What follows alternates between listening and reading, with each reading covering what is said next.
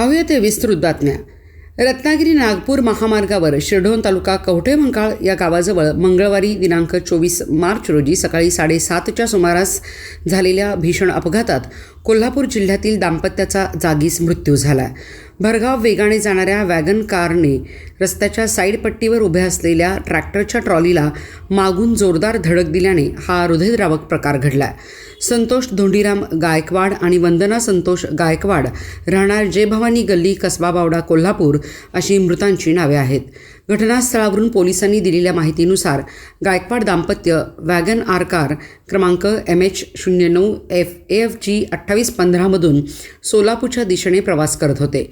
शिरढोणजवळ रस्त्यालगत साईड पट्टीवर उभ्या असलेल्या ट्रॅक्टर क्रमांक MH09CJ 2671 व त्यांच्या ट्रॉलीला क्रमांक MH13T0939 त्यांच्या कारने भरधाव वेगात मागून जोरदार धडक दिली।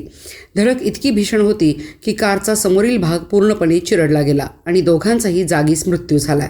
अपघाताची माहिती मिळताच पोलीस तात्काळ घटनास्थळी दाखल झाले। स्थानिक नागरिकांच्या मदतीने दोघांना बाहेर काढण्यात आले, मात्र तोपर्यंत त्यांचा मृत्यू झालेला होता। या घटनेमुळे महामार्गावर काही काळ वाहतूक कोंडी निर्माण झाली होती।